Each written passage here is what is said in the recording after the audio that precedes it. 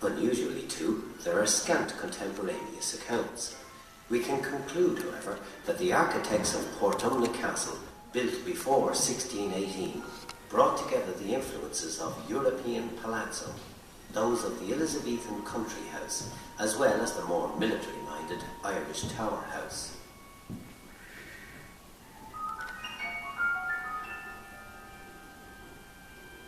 By extrapolating from these influences, by examination of structures of a similar nature which survive in Ireland and Britain to this day, and availing of scant accounts of Portumna Castle which precede its destruction, we have produced this model of what the Earl of Clanrickarde's courtiers and tenants might have experienced on a visit to the castle's Great Hall.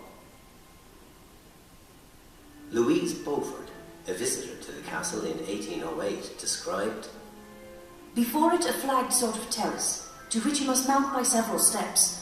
There is a ponderous carved door and a huge stone staircase.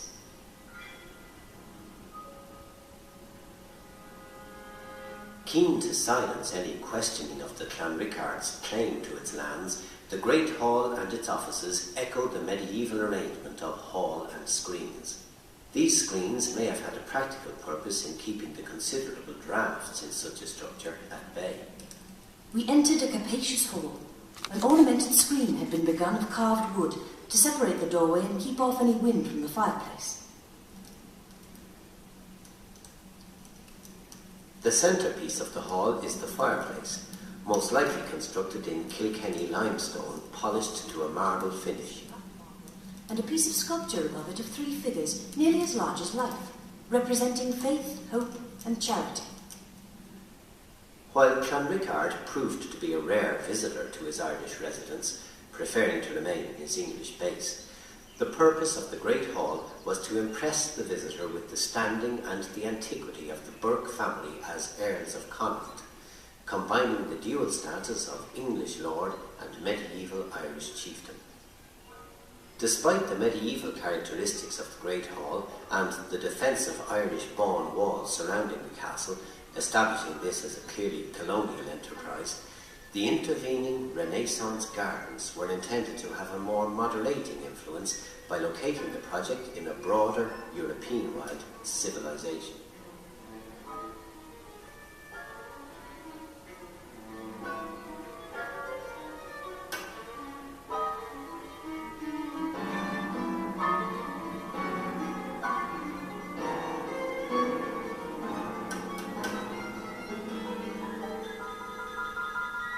Didn't get all of it, but got most of it. So, Mr. Burke, assuming I can zoom back from you. I'm sorry, what? I guess that's the history of my family. Yes, it looks like you were actually, while you were Norman, you actually stopped in England before Ireland. I didn't know that part.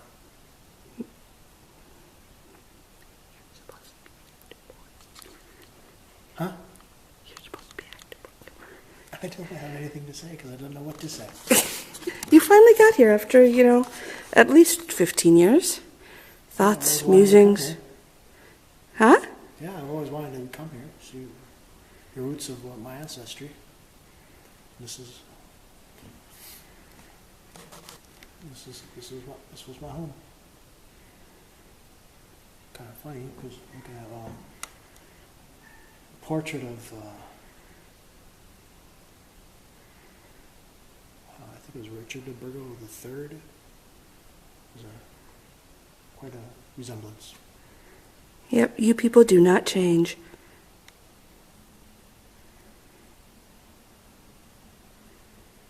Anything else? I don't know what else to say. Okay. I don't have any prescriptive or anything.